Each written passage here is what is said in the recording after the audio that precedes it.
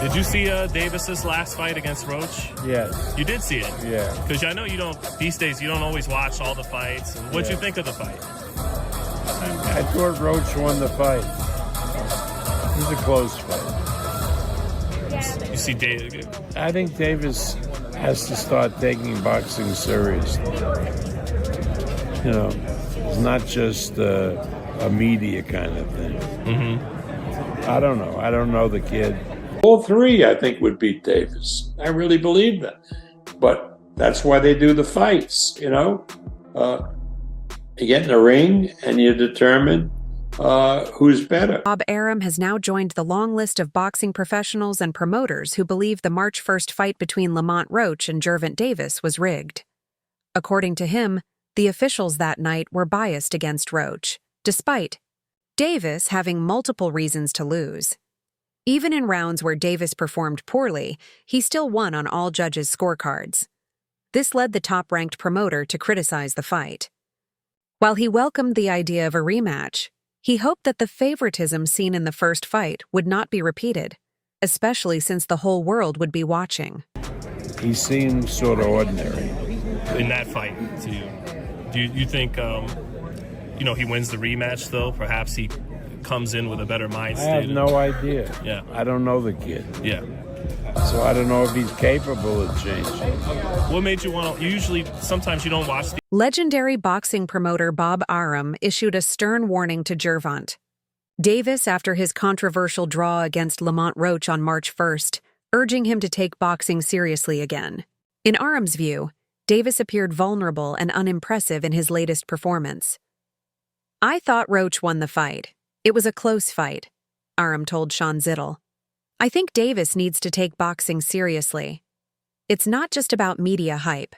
He seems kind of ordinary and I'm not sure if he can change." Despite being undefeated at 30-01, Davis struggled against Roach, even taking a knee in the 9th round. A moment the referee controversially did not count as a knockdown. Yeah, I want to get a look at him because he's been mentioned as a possible opponent for fighters that I promote. Are you looking at Keyshawn Davis as potentially like the flagship fighter of the company now? The guy to build around? I really think so. I think Shakur beats him. I think Teofimo beats him. And I think Lomachenko beats him. Well, Tank Davis is an excellent fighter, and he's a big attraction. So sure, we would like to match any of the guys that you've mentioned against Tank Davis and see how well they would do. I like our guys to win the fight, but that's why they do the fights, right?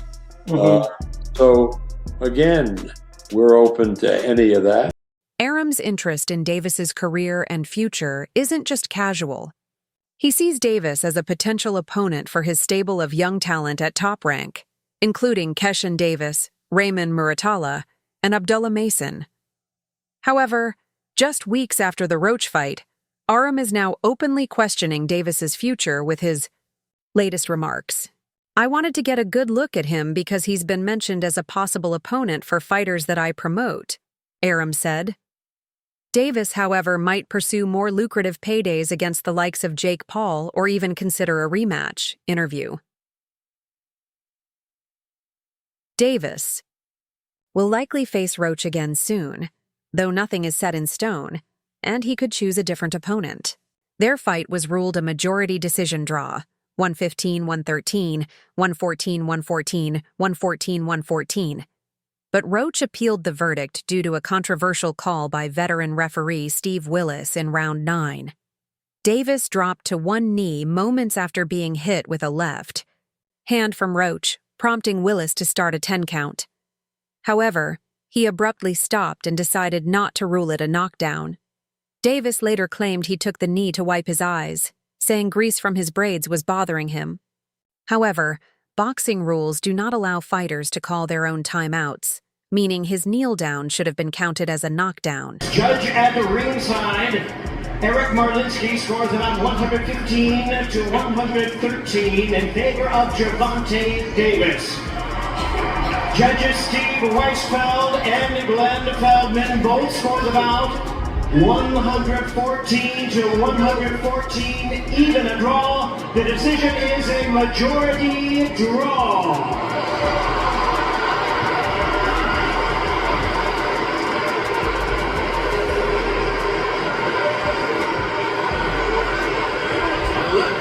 Had Davis's kneel down been ruled a knockdown, Roach would have likely won the fight on all three judges' scorecards. Two of the three judges had scored round 9 in favor of Davis, but if Roach had been credited with the knockdown, all three would have likely scored it 10-8 for him, resulting in final scores of 114-113, 114-113, and 115-112, all in Roach's favor. The New York State Athletic Commission, NYSAC, uses instant replay to overturn incorrect referee decisions, but a reversal was not possible on Saturday due to a technical issue, according to the commission. Heard the decision. Nobody like a draw, from a guy that get knockouts and things like that, but it's cool. I feel like if we fight again, I could do more, and I should have did more. I was lost in I lost track in the rounds. That's why we need, what is it called?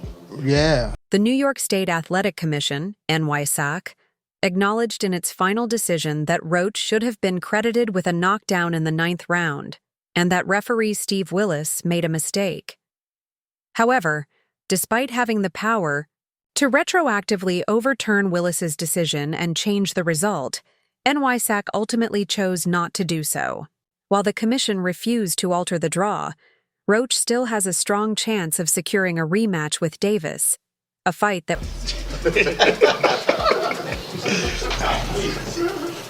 I didn't know what round it was. Facts.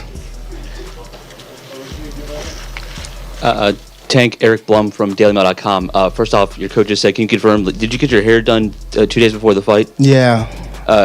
I ran water over it today, but I must ain't do it enough. Can you describe what the feeling was like in the ring? Since Davis holds a WBA title, the WBA sanctioning body has the authority to order him to face Roach again, and failing to do so could result in him being stripped of his belt.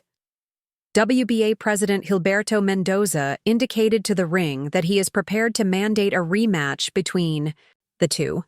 However, Davis also has the option to voluntarily schedule an immediate rematch, as his contract for the first fight included a rematch clause in case he did not win, which he didn't. Confirming his intentions, Davis took to social media, stating, "Say no more. I'm pushing for a rematch." I didn't want to get caught while my eyes was burning. And you can get knocked out like that. So I'd rather take the knee than, But I didn't really know that you can get disqualified for all that. Or when you start counting, I'm like, what the hell? But I don't know. It's cool. Do you want that rematch next? And if so, how? The legendary top-rank chief has worked in boxing for over 50 years, and at 93 years old, he still shows no signs of slowing down. Throughout his career, Arum has promoted some of the biggest names in the sport, but he believes one of his rising stars has the potential to become one of the best in the world. The lightweight division has become one of the most exciting weight classes in recent years, thanks to the emergence of pound-for-pound contenders like Gervonta, Shakur Stevenson, and Vasily Lomachenko. Guys to work together more when in the past you may not have. That is correct. Okay. So that's competition in the marketplace is a good thing, kind of thing. Yeah, absolutely. Yeah. So you think you make that Xander Zayas Fundora fight? Yes. I think that's... Davis is the reigning World Boxing Association champion. Stevenson holds the World Boxing Council title, and Lomachenko possesses the International Boxing Federation belt. However, Arum has told YSM Sports Media that upcoming world title challenger Keshin Davis can beat all of them. "I favor Keshin over anybody in the lightweight division right now, including Lomachenko," Arum said. "If Lomachenko comes back, I don't think he'll be as great as he was before.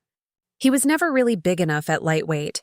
He was better at featherweight and junior lightweight, I think Keshan is better than anybody in the lightweight division.